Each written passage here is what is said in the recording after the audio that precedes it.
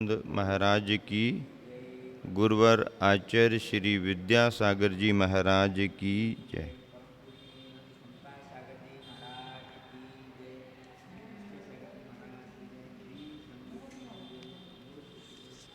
मूक माटी में तीसरे खंड की चर्चा में न्यायोचित प्रसंगों को महत्व दिया जा रहा है। यदि कहीं कोई अन्याय की बात आगे बढ़ रही है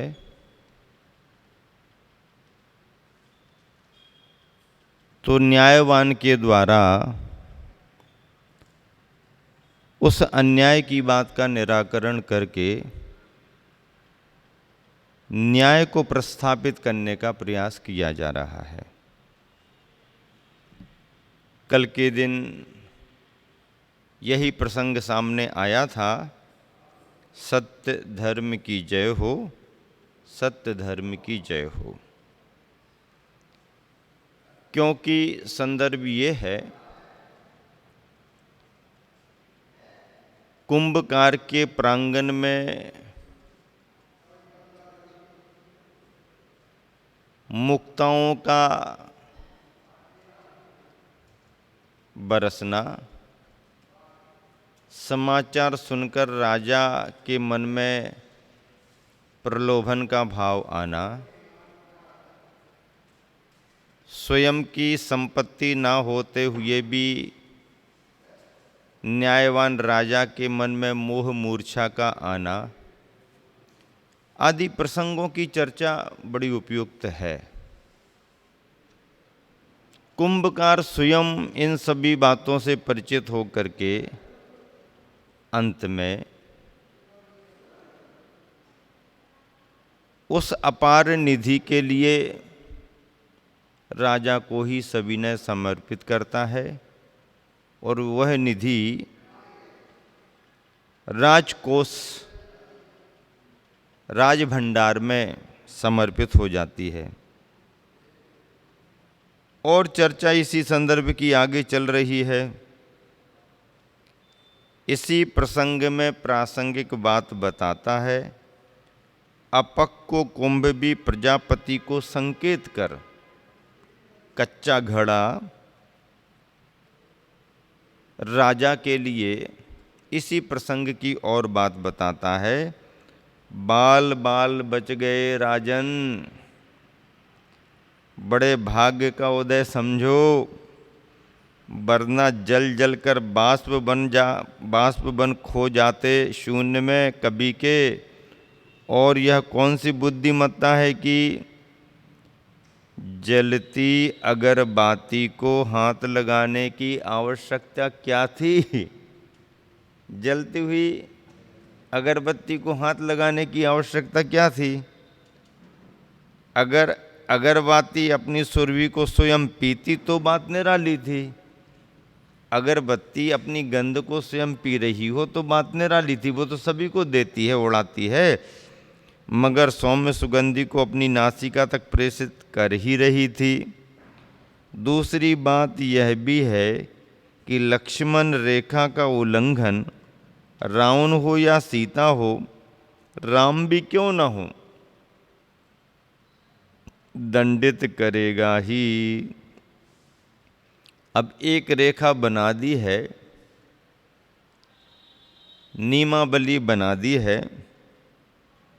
अब चाहे लक्ष्मण जी हों, चाहे राम जी हों, चाहे रावण भी क्यों ना हो, चाहे सीता क्यों ना हो, नियम सभी के लिए हैं। अपने अपने देशों की भी सीमाएं होती हैं, सीमा सुरक्षाएं सभी देश करते हैं। सभी देशों का अपने अपने देशों की सुरक्षा के लिए सबके प्रति समर्थन भी रहता है। पर कोई यदि सीमा पार करे, कोई घुसपैठ करना चाहे तो अन्याय ही माना जाएगा। फिर यदि अन्यायी तरीके से कोई अंदर आया है तो पकड़ना, और उसे दंडित करना तो व्यवस्था है, न्यायोचित है। तो लक्ष्मण रेखा की बात चल रही। अब लक्ष्मण रेखा बना दी है, तो लक्ष्मण ने रेखा बनाई तो लक्ष्मण रेखा हो गई। अब राम रेखा बनाते तो राम रेखा हो जाती। रेखा कोई भी बनाए वो सभी के लिए नियमावली हो जाती है। तो क्या लिख रहे हैं, लक्ष्मण रेखा का उल्लंघन रावण हो या सीता हो, राम भी क्यों न हो दंडित करेगा ही। अर्थात अधिक अर्थ की चाह दाह में जो दग्ध हो गया है। राजा की वृत्ति देखी, अपनी मंडली को ले जा करके और मुक्ताएं बोरियों में भरने लगा। अधिक अर्थ की चाह दाह में जो दग्ध हो गया है, अर्थ ही प्राण अर्थ ही त्राण, यूं जान मानकर अर्थ में ही मुग्ध हो गया है। अर्थ नीति में वह विदग्ध नहीं है, विदग्ध यानी विद्वान, अर्थ की नीति में वह विदग्ध नहीं है। कली काल की वैश्विक छाओं में, कली काल की, कलयुग की वैश्विक छाओं में प्रायः यही सीखा है इस विश्व ने। क्या सीखा है इस विश्व ने? कलिकाल की वैश्विक छाओं में, जिस कलिकाल में अर्थ संग्रह करने की होड़ लगी हुई है और अर्थ के संग्रह में इस बात का भी ध्यान नहीं रखा जाता कि अर्थ का अधिक संग्रह कहीं अनर्थ का कारण न बन जाए। और न्याय नीति से अर्थ का संग्रह हो तो भी कोई बात नहीं। पुरुषार्थ कर रहा है, मेहनत कर रहा है, मेहनत उसकी फल रही है, तो न्यायोचित पुरुषार्थ करते हुए यदि उसके भाग्य से अत्यधिक अर्थ संग्रह हो रहा हो तो भी कोई बात नहीं। लेकिन न्यायोचित मार्गों को भुलाकर एन केन प्रकारेण, एन केन प्रकारेण, आचार्य श्री कहते हैं कि जैसा कैसा भी हो, जैसा हो कैसा हो पर पैसा हो। जैसा भी हो कैसा भी हो पर, हाँ, तो ये जो है, चाहे जो भी रास्ता अपनाना पड़े, चाहे जो भी व्यापार धंधा करना पड़े, पर पैसा ही आए, इस बात पर नियंत्रण श्रावकाचारों में पहले से ही लगाया गया है। जैन कुलाचार में इस बात को सम्मिलित किया गया है। गृहस्थ है, पुरुषार्थी होना चाहिए, चाहे वह खेती किसानी करके करे, चाहे वह व्यापार धंधा करके करे, चाहे नौकरी जैसे सर्विस कहते हैं वो करके करे, करना चाहिए। परिवार के लिए आजीविका का उपार्जन होना जरूरी है, करने का निषेध नहीं है, पर सावधानी ये बतलाई गई है कि अपनी आजीविका को चुनने में इतना ध्यान रखें कि वह डायरेक्ट हिंसा से संबंधित ना हो, लोक निंद कोई भी कार्य ना हो, ऐसी ही आजीविका होना चाहिए। खेती अच्छी मानी गई करो, पर खेती में इतना ध्यान तो रखना पड़ेगा, जो उपयुक्त है उचित है उतना ही करो। अब बड़ी खेती करने के लिए, ज़्यादा खेती करने के लिए कीड़े मकोड़े ना लगें या लग जाएं तो फिर उसके बाद में वो सारे के सारे अलग हो जाएं, तो कितने तरीके अपनाते हैं। ये गलत है खेती का तरीका। फसल में लगने की संभावना हो तो पहले उपाय कर लो। मौसम ऐसा आता है, इस मौसम में ऐसा होता है, तो मौसम में होता है तो होने के पहले सावधानियां कर लो। हो गए, लग गए कीड़े बहुत सारे, फिर उसके बाद में कीटनाशक डाल दिए, तो वो तो डायरेक्ट जीव हिंसा के लिए ही होता है। पहले उपाय है, पहले साधन है, बाद में तो डायरेक्ट हिंसा का ही कारण बनता है। नौकरी है, अच्छी बात है, पर नौकरी में तुम्हें क्या कार्य कराया जा रहा है? उचित हो, योग्य हो तो करो, और अनुचित कार्य तुम्हें सर्विस में कराए जा रहे हो, अयोग्य कार्य कराए जा रहे हो, तो वह सर्विस भी आजीविका का सम्यक उपाय नहीं है। उसे नहीं करना जो तुम्हारे कुल के योग्य, तुम्हारे धर्म के योग्य नहीं है, वो कार्य नहीं करना। नौकरी तो मिल गई, कत्ल खाने में मिल गई। अब कत्ल खाने में नौकरी मिल गई तो मतलब क्या है? चलो भैया ड्राइवर बन गए हम तो। कौन सी गाड़ी के ड्राइवर बन गए? सवारी वाहन की, ट्रांसपोर्टिंग गाड़ी के ड्राइवर बनो तो बनो। अब जिस ट्रक में जीव भर करके कत्ल खाने जाते हैं उस गाड़ी के ड्राइवर बन गए तो नहीं ना, ड्राइवर बनना कोई बुरा थोड़ी है। ड्राइवर बनना बुरा नहीं है, लेकिन तुम्हारे गाड़ी के चलाने में क्या हो रहा है, इस तरह से ध्यान रखना पड़ता है। और दूसरी बात, व्यापार धंधे में भी लोकनिंद धंधों का निषेध किया है। लोकनिंद धंधे क्या? जैन कुल के अयोग्य धंधे क्या? निम्न तरीके के धंधे, हिंसा के धंधे। आचार्य श्री कई बार प्रवचनों में कहते हैं कि ऐसा कोई भी व्यापार धंधा नहीं है कि जिसमें किसी न किसी रूप में हिंसा ना होती हो। ऐसा कोई भी व्यापार धंधा नहीं है जिसमें किसी न किसी रूप में हिंसा ना होती हो। व्यापार में हिंसा हो जाए, सामान को लाने में, भिजाने में, बनाने में, रखने में, उठाने में, ये अलग विषय है।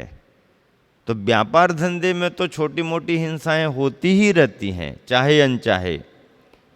लेकिन हिंसा का ही व्यापार चुन लेना, हिंसा का ही धंधा चुन लेना, ये ठीक नहीं।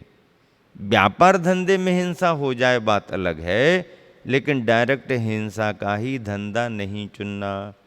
शराब है,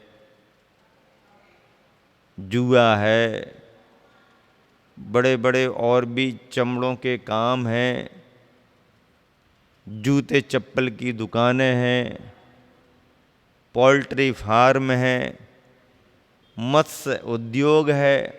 तालाब बनाया है हमने तो क्या करते हो? सरकार ने अनुदान दे दिया तालाब के लिए, तालाब में क्या हो रहा? मछलियां पाली जा रही हैं। तो फिर मतलब क्या है? नहीं, इन कामों को नहीं करना। ब्यूटी पार्लर को भी मना करते हैं। अब ब्यूटी पार्लर को तो आर्ट समझ करके सभी लोग खोल रहे हैं, जैन लोग भी खोल लेते हैं। लेकिन जहाँ तक है, जहाँ तक क्या, इनको तो छोड़ ही देना चाहिए। दूसरे बहुत सारे काम हैं, आप मेहनती हो, भाग आपका साथ देगा, तो किसी भी धंधे व्यापार में चलो जितनी आवश्यकता उतना नहीं भी मिलेगा तो काम चलना तो शुरू हो जाएगा धीरे धीरे धीरे धीरे। तो लोक जो है, कुल जो है, कुल परंपरा के अनुसार ही आजीविका को चुनना पड़ता है।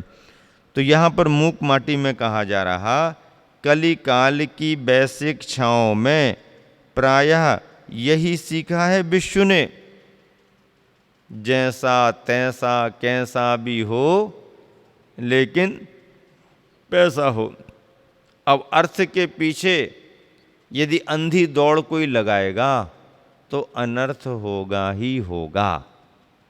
अर्थ की आवश्यकता है, लेकिन अर्थ उपार्जन के साधन भी तो देखना पड़ेंगे। अर्थ का अर्थ समझ लिया तो अनर्थ से बच सकते हैं, और अर्थ का अर्थ नहीं समझा तो अर्थ तुम्हारे को अनर्थ की ओर ले जाएगा। वैश्य वृत्ति के परिवेश में, वैश्य वृत्ति यानी वणिक वृत्ति, वैश्य किसे कहते हैं? व्यापारी को वैश्य कहते हैं। क्षत्रियों का काम क्या? जो वर्ण व्यवस्था बनाई गई थी उसमें 4 व्यवस्थाएं दी थी, तो क्षत्रिय का काम क्या? सभी का संरक्षण करना, सभी को अभय देना, चिंता मत करो सबकी रक्षा होगी। प्रशासनिक कार्यों को करना ये क्षत्रिय का काम था। व्यवस्थाएं सब बराबर रहेंगी, कोई गड़बड़ नहीं कर सकता है, सबको संरक्षण मिलेगा, ये क्षत्रियों का काम था। ब्राह्मण का काम क्या था? ब्राह्मण का काम धर्म की क्रियाओं को कराना, गृहस्थों को धार्मिक प्रेरणा देना और धर्म के कार्यों को कराना, ये ब्राह्मणों का काम था। वैश्यों का काम क्या निश्चित हुआ? लेन देन करना।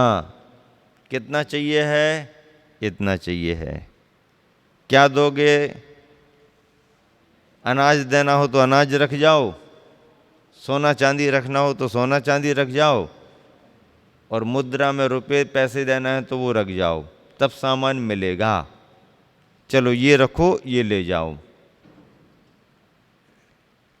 खरीदना भी और बेचना भी। व्यापार में क्रय और विक्रय दोनों आते हैं, खरीदना और बेचना।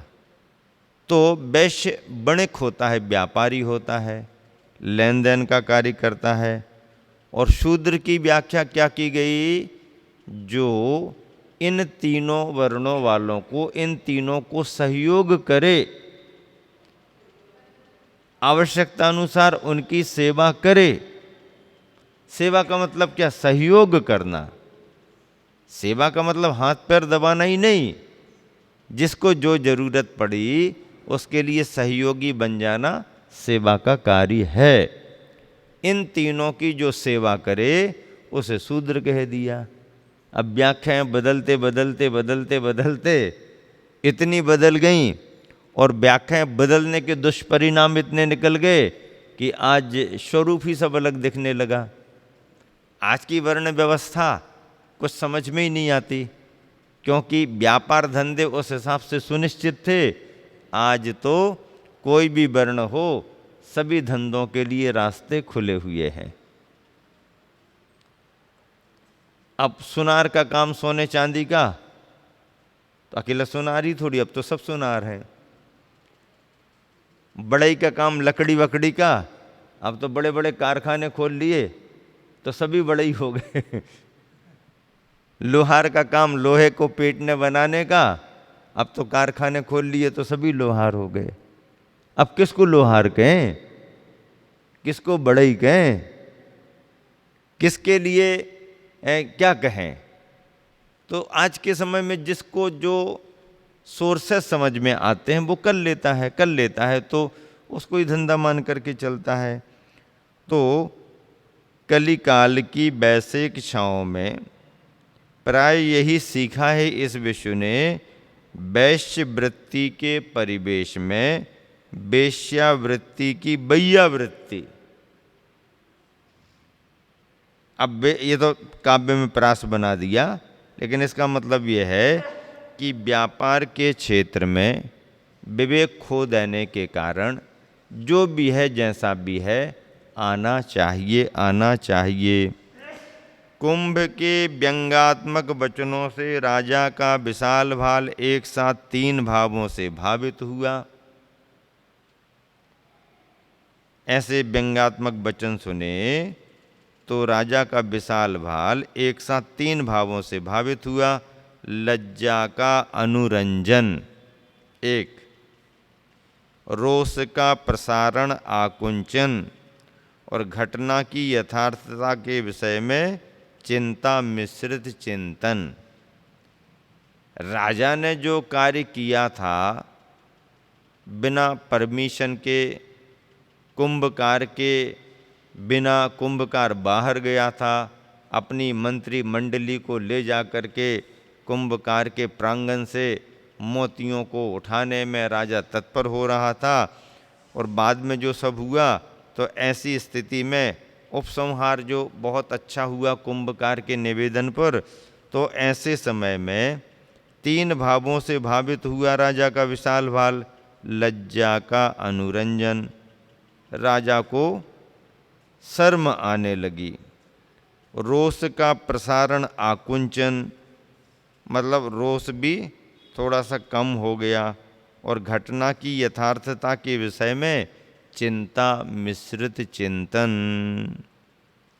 मुखमंडल में परिवर्तन देख राजा के मन को विषय बनाया। फिर कुंभकार ने कुंभ की ओर बंकिम दृष्टिपात किया। कुंभकार ने कुंभ की ओर तिरछे होकर के देखा।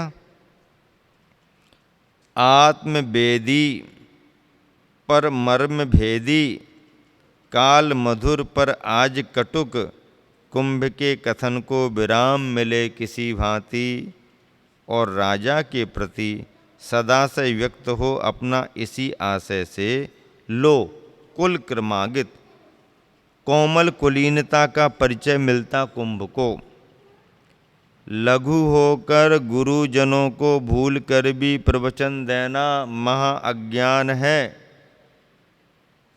अब कुंभ के लिए क्या मिला? लघु होकर गुरुजनों को भूल कर भी प्रवचन देना महा अज्ञान है, दुख है, मुधा है। अपन छोटे हैं। कुंभकार क्या कह रहा? चाहे कुंभ हो चाहे कुंभकार, राजा के सामने तो छोटे ही हैं। और छोटे हो करके राजा जैसे व्यक्ति के लिए उपदेश दें, ये तो अच्छी बात नहीं है। लघु होकर गुरुजनों को यानी बड़े जनों को भूल कर भी प्रवचन देना महा अज्ञान है, दुख मुधा। परंतु गुरुओं से गुण ग्रहण करना, परंतु गुरुओं से गुण ग्रहण करना यानी शिवपथ पर चलेंगे हम, यूं उन्हें वचन देना। गुरुओं से गुण ग्रहण करना यानी शिवपथ पर चलेंगे हम, यूं उन्हें वचन देना महावरदान है, सुख सुधा। दुख मुधा पहले, अब सुख सुधा। और गुरु होकर लघुजनों को, गुरु होकर बड़े होकर लघुजनों को, छोटे जनों को स्वप्न में भी वचन देना। गुरु होकर यानी बड़े होकर लघुजनों को स्वप्न में भी वचन देना यानी उनका अनुकरण करना सुख की राह को मिटाना है। सुख की राह को मिटाना है। मतलब ये है कि बड़े हैं तो छोटों के लिए उनकी बात बात में वचन नहीं देना, वचनों से बंधना नहीं। वचनों से बंधने में आपत्तियां विपत्तियां आ सकती हैं, आपत्तियां विपत्तियां आ सकती हैं। कैसे आ सकती हैं? राजा ने मंत्रियों को वचन दे दिया। क्या वचन दे दिया? तुम मांग रहे हो तो चलो तुम्हारे मांगने पर 7 दिन का राज्य देते हैं। अब 7 दिन का राज्य देते हैं कह दिया।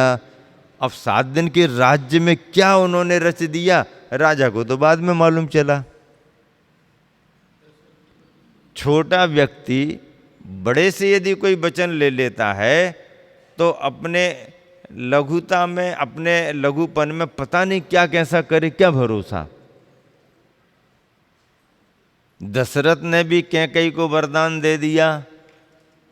अब दशरथ को क्या मालूम कि कैकेयी क्या मांगने बैठ जाएगी। कैकेयी ने मांग लिया, और मांग भी लिया तो कोई किसी का बुरा सोच करके नहीं मांगा। कैकेयी ने वरदान मांगा तो किसी का बुरा सोच के नहीं मांगा। एक बात सही है। और जो बात केवल जैन रामायण में आती है, दूसरी रामायणों में जैसी बात स्पष्ट नहीं है। जैन ग्रंथों में कैकेयी के वरदान मांगने में या कैकेयी के व्यवहार में कहीं भी दुर्भावना प्रकट नहीं की गई, लेकिन बाकी रामायणों में कैकेयी का जो स्वरूप दिखाया है वो तो बड़ा मामले को बिगाड़ने वाला है। हाँ, अब दूसरी जगह दो वरदानों की बात आती है। पहले वरदान में ये आता है कि भरत को राजगद्दी मिले। ठीक है, यहाँ तक तो फिर भी ठीक है, लेकिन दूसरा वरदान और मांग लिया कि रामचंद्र जी को वनवास हो। ये बात नहीं जमी। बाकी जगह में ये बात आ गई, लेकिन जैन ग्रंथों में ऐसा कथन नहीं। जैन ग्रंथों में कैकेयी के बारे में जो लिखा है, कैकेयी का आदर्श भी बहुत अच्छा है, राम के प्रति भी उसका मातृत्व बहुत था।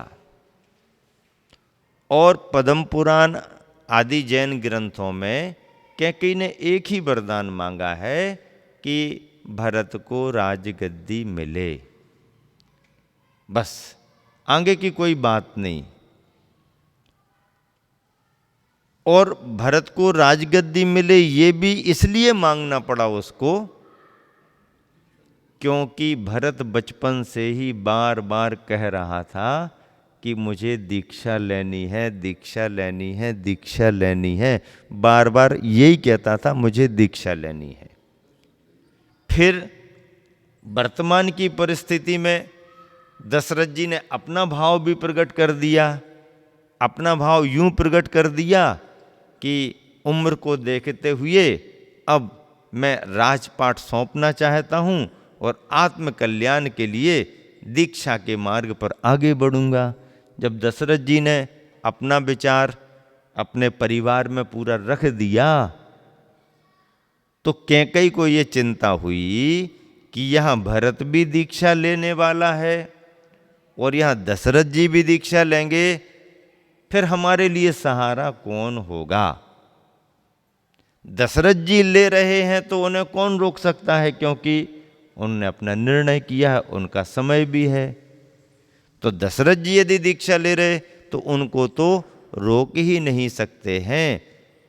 हाँ, रोक सकते हैं तो भरत को रोक सकते हैं, पर भरत भी ऐसे रुकने वाला नहीं है। भरत कब रुकेगा, कब रुक सकता है? तो भरत को राजगद्दी दिला दी जाए तो भरत को रुकना ही पड़ेगा। यहां तक भी यदि कैकेयी ने सोचा तो इसमें भी कहीं कोई किसी के प्रति दुर्भावना नहीं। और एक मां ऐसा सोच भी सकती है।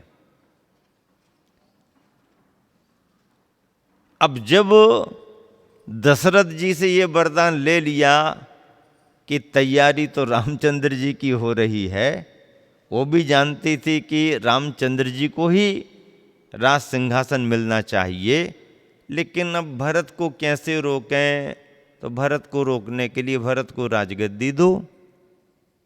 अब दशरथ तो वचनबद्ध थे तो हाँ कह दिया। फिर रामचंद्र जी को वनवास जाने किसने कह दिया? ना दशरथ जी ने कहा, ना कैकेयी ने कहा, ना किसी अयोध्यावासी ने कहा। तो किसने कहा? फिर किसने कहा? किसी ने नहीं कहा।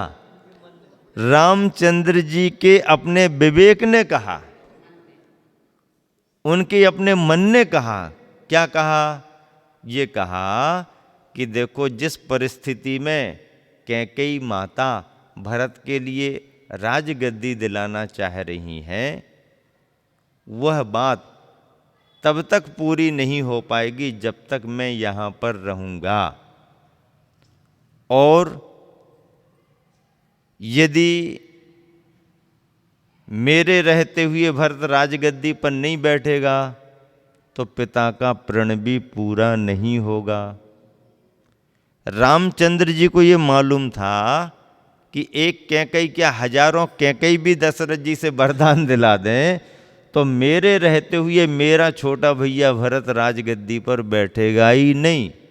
ये रामचंद्र जी को विश्वास था और भरत उस तरह से व्यवहार भी करते थे। अब यदि ये होगा और भरत राजगद्दी पर नहीं बैठेगा तो पिता का प्रण पूरा कब होगा कि चलो तुम्हारा वरदान हमने पूरा किया। ना दशरथ जी ने कुछ कहा, ना कौशल्या ने कहा, ना कैकेयी ने कहा, ना अयोध्या वासियों ने कहा। रामचंद्र जी को स्वयं अंतर मन के विवेक ने प्रेरित किया कि ऐसा करो, अपन यहाँ से आगे बढ़ो। अब आगे बढ़ो तो रामचंद्र जी ने केवल अपने बढ़ने का निर्णय किया, उन्होंने ना लक्ष्मण को कहा और ना उन्होंने सीता को कहा। रामचंद्र जी ने अपना निर्णय किया और निर्णय बताया कि मैं अयोध्या से बाहर जा रहा हूं। सुनते साथ लक्ष्मण भी, हम यहाँ क्या करेंगे हम तो साथ ही चलेंगे। लक्ष्मण भी तैयार, सीता भी तैयार हो गई, तीनों निकल गए। तो फिर जो स्थिति बनी, भरत के लिए राजगद्दी दी गई, भरत राजा बने। कुछ शर्तों के साथ राजा बने।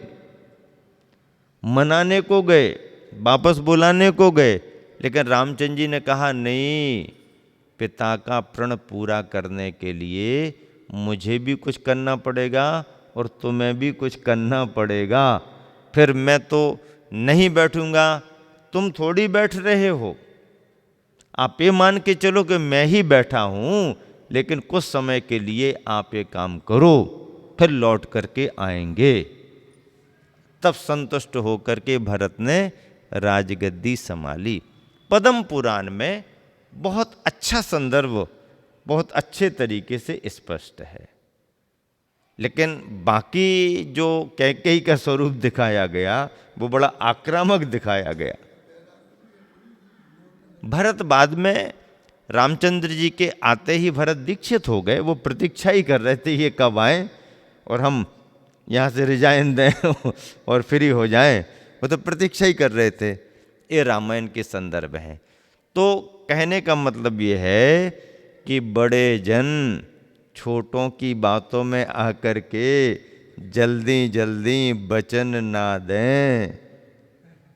आचार्य श्री क्या कह रहे हैं कि हाँ, गुरु होकर लघु जनों को स्वप्न में भी वचन देना, यानी उनका अनुकरण करना, सुख की राह को मिटाना है। पर हाँ, विनय अनुनय समेत यदि हित की बात पूछते हों, वे छोटे छोटे जन विनय अनुनय समेत यदि हित की बात पूछते हों, पक्षपात से रहित हों, अक्षघात से रहित हों, हितमित मिष्ट वचनों से उन्हें प्रवचन देना। उन्हें प्रवचन देना, वचन नहीं देना पर प्रवचन देना। दुख के दाह को मिटाना है। प्रवचन देना दुख के दाह आताप को मिटाना माना गया है। आचार्य श्री बार बार इसी बात को उल्लेखित करते रहते हैं कि हाँ, कोई यदि आ जाए तो जल्दी जल्दी कुछ वचन नहीं देना, क्योंकि एक बार कह दिया तो अपन तो बंध जाते हैं, सामने वालों के कोई भरोसे नहीं रहते। तो वचन तो नहीं देना, पर आए हैं लोग तो उनको प्रवचन थोड़ा सा जरूर दे देना। प्रवचन जरूर देना। प्रवचन में सामान्य बात होती है। आचार्य श्री ने कब से आगे के लिए कहना बंद कर दिया, ये संस्मरण है। अब सभी महाराज पूछते हैं, हमारे पास खबर भेजते हैं, महाराज जी ने कुछ लिखा है कि आचार्य श्री के बारे में, कहाँ कौन सी किताब में लिखा है, कुछ लिखा हो तो भेजाओ। अभी मुनि अभय सागर जी महाराज जी की भी बार बार खबरें आती, उनका कार्य चल रहा है, तो उनको संग्रह करना है सब जगह से। लेकिन अब कोई लिखी हुई तो एकदम ऐसे नहीं, ये तो संस्मरण याद आते। जैसे अभी अब प्रवचन करते करते एक संस्मरण याद आ गया आचार्य श्री का। आचार्य श्री ने स्वयं इस बात को व्यक्त किया।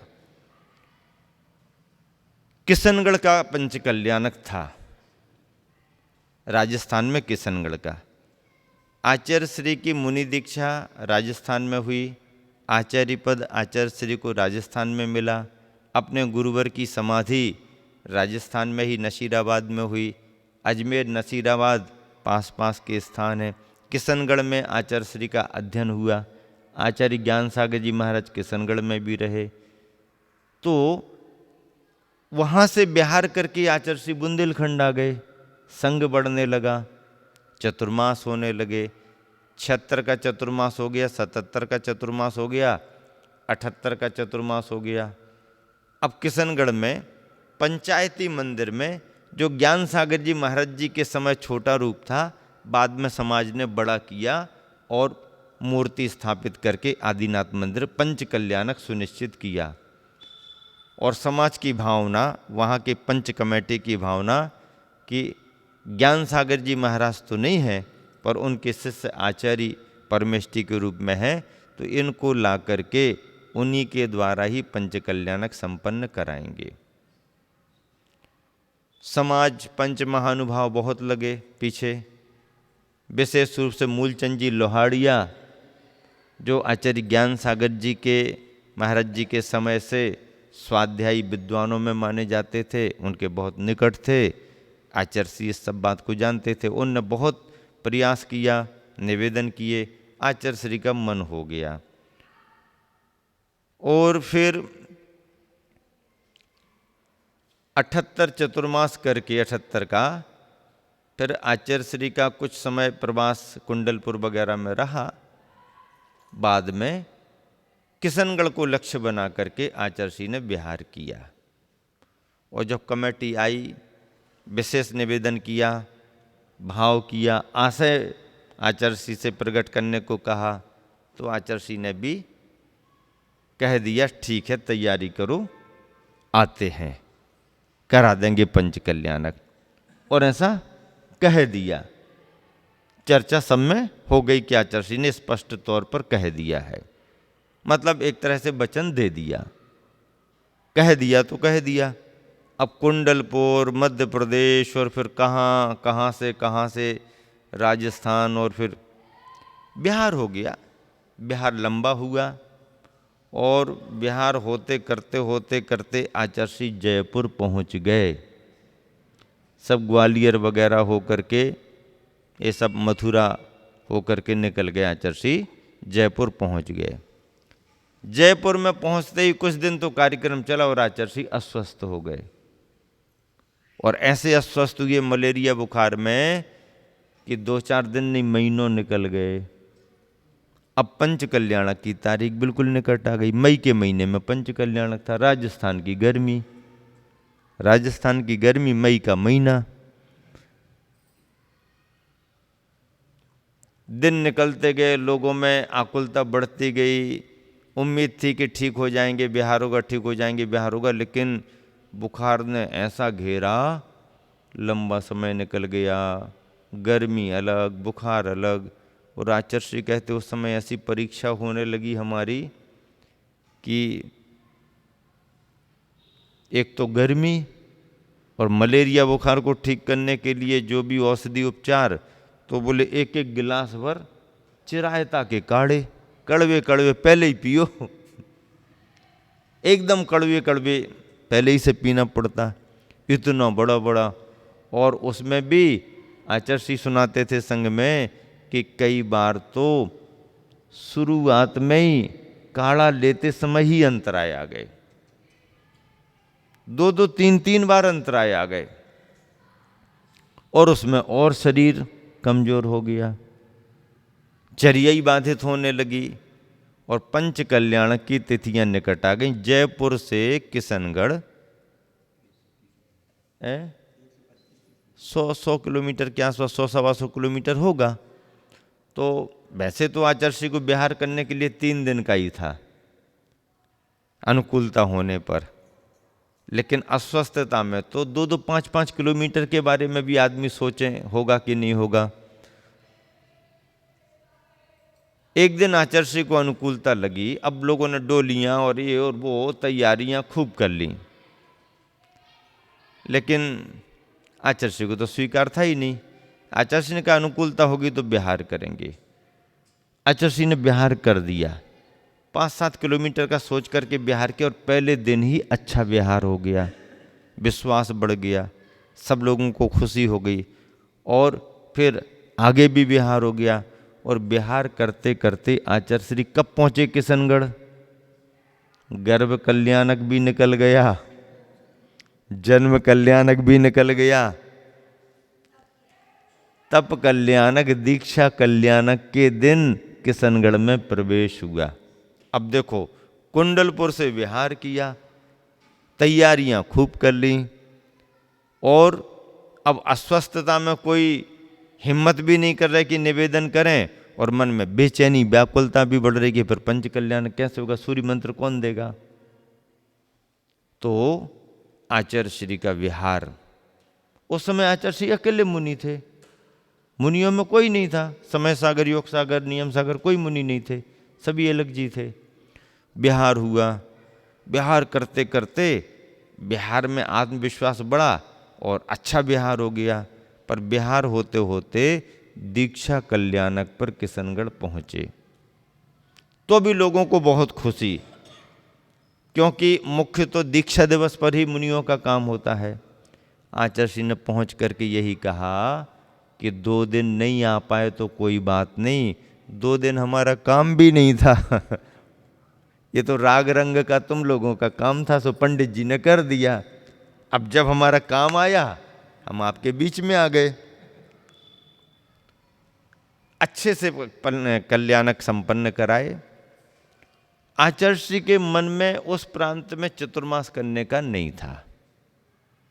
चतुर्मास तो आकर के वापस बुंदेलखंड या एमपी में ही करने का था, लेकिन मई के महीने में ये सब हो करके दीक्षा कल्याणक, ज्ञान कल्याणक, निर्वाण कल्याणक और 1-2 दिन में ही मंदिर शिखर पर कलशारोहण होना था, वो कराया। शायद ही 5 या 7 दिन वहाँ पर किशनगढ़ में रुके और तुरंत रिटर्न बिहार कर दिया। क्यों कर दिया?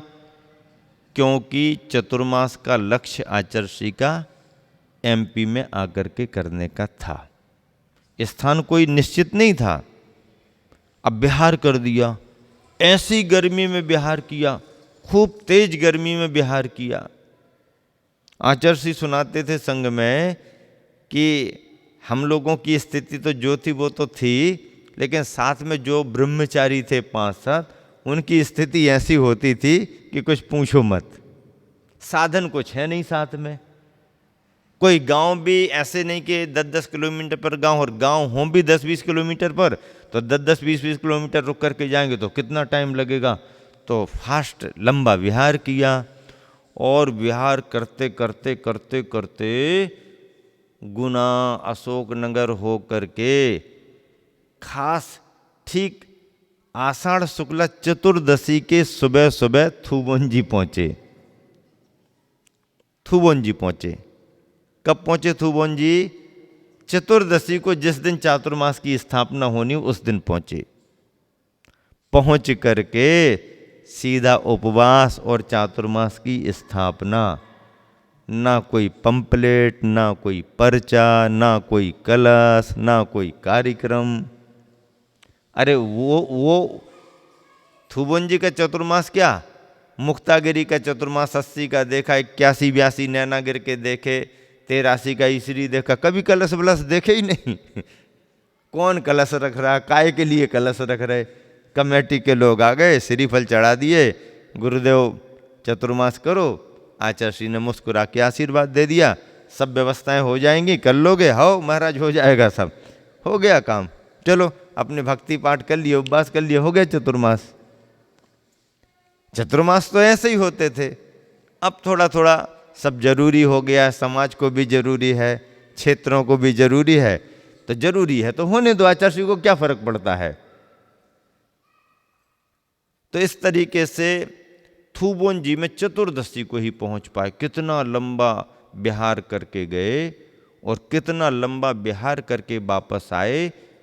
राजस्थान वालों ने कुछ ये सोच करके प्लान करके ये तारीख रखी कि गर्मी की इस मई के महीने की तारीख रखेंगे तो चतुर्मास भी मिल जाएगा। मई हो सकती है लास्ट, या मई लास्ट और 1 जून ऐसी कोई तारीखें हो सकती हैं, वो तो देख करके निकाल लेंगे तो समझ में आ जाएगी। किशनगढ़ पंच कल्याणक सोच करके रखें कि आचार्य को टाइम कम बचेगा तो यहीं चतुर्मास हो जाएगा। लेकिन आचार्य के मन में तो कुछ और था। मन में केवल इतना था कि अपने गुरुवर के मार्गदर्शन में या उनके सानिध्य में किसी मंदिर की कोई शुरुआत हुई है और समाज ने उसे परिपूर्ण कर लिया। अब गुरु नहीं है, समाज चाहती है तो अपने द्वारा उसका पंचकल्याणक संपन्न हो जाए। इस भावना को लेकर के आचार्य श्री ने उतना लंबा विहार किया। वापिस आए, बीमारी बीच में बहुत आ गई। फिर बाद में जब चर्चाएं आईं तो आचार्य श्री ने स्वयं प्रकट किया और मेरे सामने स्वयं ही किसी संदर्भ में इस बात को हंसते हुए कहा कि बोले उस समय जो कह दिया था सो कह दिया, ऐसी स्थिति बनने के बाद भी किया को पूरा किया, जो कहा वो पूरा तो किया, लेकिन उसके बाद से मैंने स्पष्ट कहना बंद कर दिया। अब वचन नहीं देता, जरूरत होने पर प्रवचन दे देता हूं। वचन नहीं देता, जरूरत होने पर प्रवचन दे देता हूं। क्योंकि यदि कह दिया गया तो फिर तो उनको पूरा करना ही है। अब पूरा करने में अनुकूलता प्रतिकूलता जो बनेगी वो देखना पड़ेगी। ऐसी स्थिति बनी।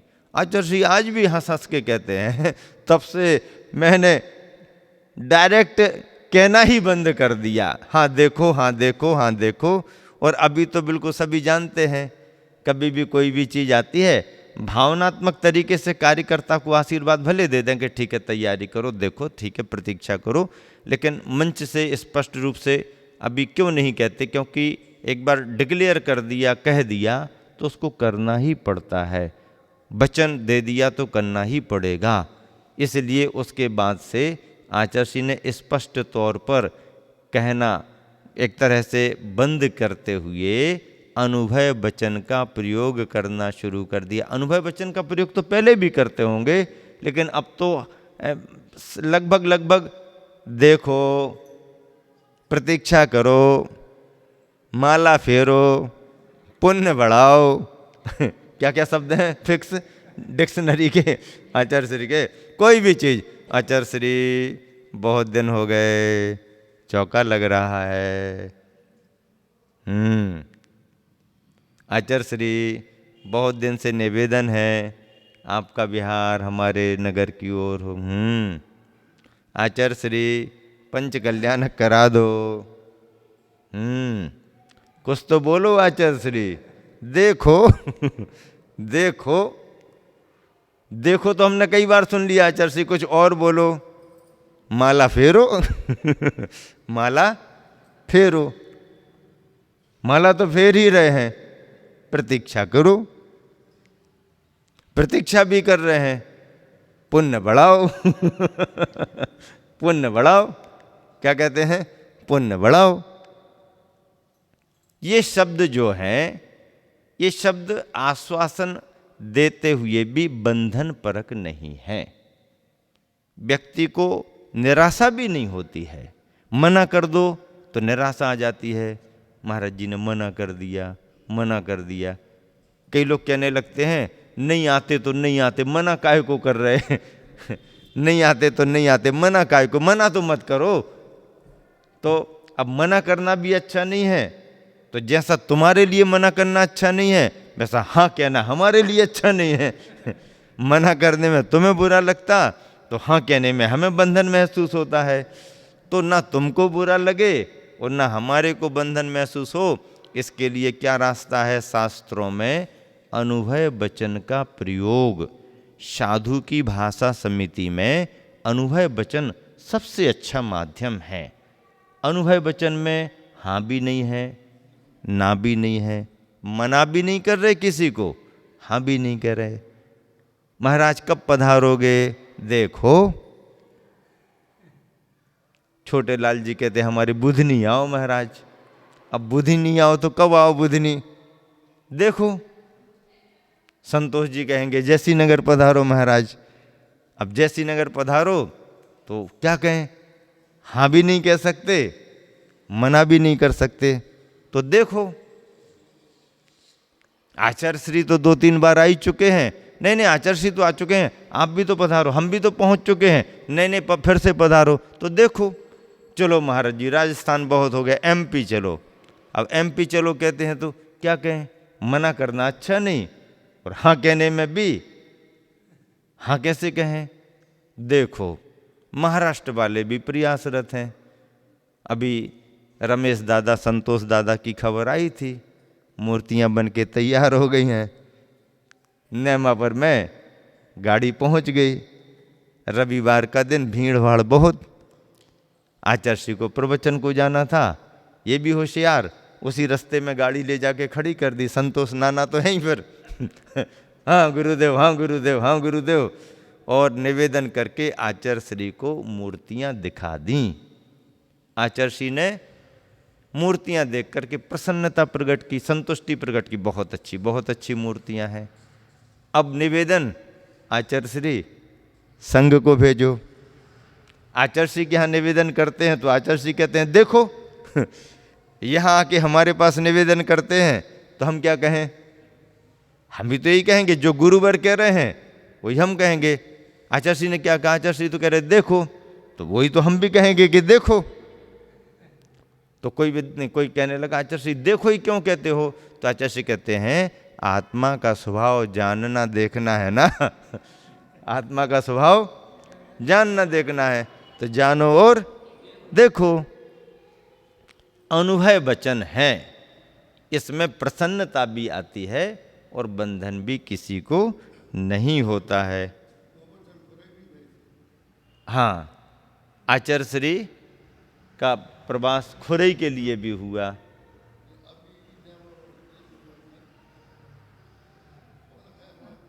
गोवर्धन जी पांड्या वगैरह सभी लोग जो वर्धा से आए होंगे वो गए होंगे, सभी लोग जाते हैं, तो सभी जगह सभी को लाभ मिलता है। इस तरह से आचार्य श्री क्या कह रहे हैं कि अपनों से छोटों के लिए वचन नहीं देना, वचन देने के बाद में छोटा यदि उस योग्य नहीं है तो अपने दिए गए वचनों का दुरुपयोग भी कर सकता है। और इसका स्पष्ट उदाहरण मंत्रियों ने हस्तिनापुर नगरी में जब राजा पद्म राय से 7 दिन का राज्य ले लिया तो फिर 700 मुनियों पर उपसर्ग कर दिया, पुराना उज्जैनी नगरी का बदला निकाल लिया बलि राजा ने। और कैकई को भी मौका मिल गया, अरे और कुछ वरदान मांग लेती तो मांग लेती, लेकिन नहीं, अब जब मांगने का अवसर मिला ही है और राजा साहब ने दिया ही है तो फिर भरत को ही राजगद्दी मांग लो। इसीलिए संयमी जनों को आगामी समस्याओं से बचने के लिए वचनों का वचन दान के रूप में प्रयोग ना करते हुए भाषा समिति में अनुभव वचन का प्रयोग करते हुए प्रवचन देना, इस बात की प्रेरणा दी गई है। सनई सनई स्वर सूचक, सनई सनई ज्वर सूचक यंत्रगत ऊपर चढ़ा हुआ उतरता पारासम या उबलते उफनते ऊपर उठकर पात्र से बाहर उछलने को मचलते दूध में जल की कुछ बूंदें गिरते ही शांत उपशमित दूध सम कुंभ को समझाते कुंभकार की बातों से राजा की मति का उफान, कुंभ को समझाते कुंभकार की बातों से, कुंभकार जो कुंभ को समझा रहा कि बड़ों से ऐसा नहीं करना पड़ता है, बड़ों की बात मानना पड़ती है, उनको कोई उपदेश नहीं देना पड़ता, तो ऐसी बातें सुनकर राजा की मति का उफान उद्दीपन उतरता सा गया, जैसे पारे में बुखार चढ़ जाए और फिर धीरे धीरे नीचे उतरता है।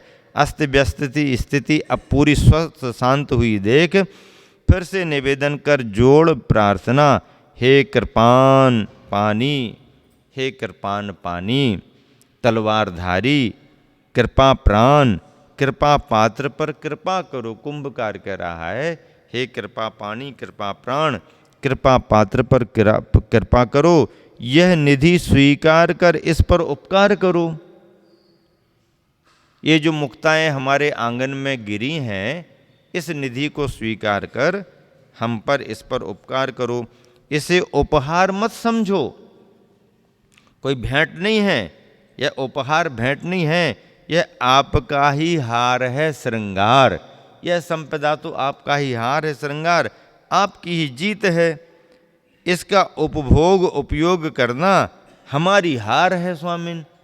इसका उपभोग उपयोग करना हमारी हार होगी, और आपके लिए तो ये एक तरह से हार श्रृंगार है। बोरियों में भरी उपरिल मुक्ता राशि बाहर की ओर झांकती कुंभकार की इस विनय प्रार्थना को जो राजा से की जा रही है, सुनती देखती और समझ भी रही है। राजा के मन की गुदगुदी को सम्मति की ओर झुकी, राजा की चिति की बुदबुदी को मुख पर मंद मुस्कान के मिश, हे राजन पदानुकूल है स्वीकार करो इसे, यूँ मानो कह रही है। परंतु सुनो, मुक्ता वह नामानुकूल, ना राग करती ना द्वेष से भरती अपने आप को, ना ही मदमान मात्सर्य से छुपाते कोई विकार।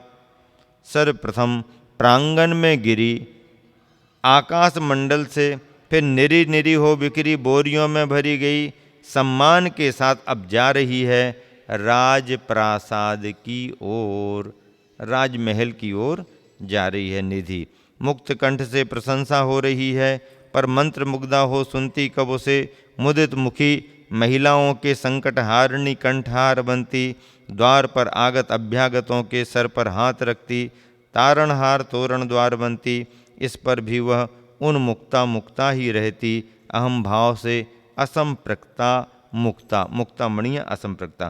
कुंभकार के निवेदन, मुक्ता और माहौल के सराहन समर्थन पर विचार करता हुआ राजा स्वीकारोक्ति का स्वागत करता है सानंद, और मुक्ता की दुर्लभ निधि ले, मुक्ताओं की दुर्लभ निधि ले राजकोष को और समृद्ध करता है, राजकोष को और समृद्ध कर देता है। इसी भांति धरती की धवलिम कीर्ति वह चंद्रमा की चंद्रिका को लजाती सी दसों दिशाओं को चीरती और बढ़ती जा रही है सीमातीत शून्याकाश में। अब देखो कितना प्रास बना करके कविता लिखी आचर्षी ने। सूरज सूरों वीरों की, सूरज सूरों वीरों की, श्रीमानों की, धीमानों की, धीर जनों की, तस्वीरों की, शिशुओं की और पशुओं की, किशोर किस्मत वालों की, युवा युवती, यति यूथों की, यति यूथ यानी यतियों के समूह की, मुनियों के संग, सामंतों की, संतों की, शीलावरण सतियों की, परिश्रमी ऋषि कृषकों की, परिश्रमी ऋषियों की, कृषकों की, असी मसी कर्मकारों की, असी मसी कर्मकारों की, रिद्धि सिद्धि समृद्धों की, बुद्धों की, गुण वृद्धों की, तरुवरों की, गुरुवरों की, परिमल पल्लव पत्तों की, गुरुतर गुल्म गुच्छों की, फलदल कोमल फूलों की, किसलय स्निग्ध किसलयों की, पर्वत पर्व तिथियों की, सदा सरकती सरिताओं की, सरवर सरसिज सुषमा की, आदि आदि यूं भांति भांति आभाओं की, धरती से सरलिम प्रीति वह और बढ़ती जा रही, और बढ़ती जा रही, और बढ़ती जा रही है। इस तरह से मूक माटी के प्रेरक संदर्भ सूत्रों के रूप में संदेश देते हुए यहाँ पर प्रस्तुत किए जा रहे हैं। पृष्ठ पृष्ठ में, पंक्ति पंक्तियों में सूत्र हैं, और उन सूत्रों से सामाजिक हित में, पारिवारिक हित में, न्याय की व्यवस्थाओं में संदेश बराबर मिल रहे हैं। समय आपका हो गया, विराम दे रहा हूँ। महावीर भगवान।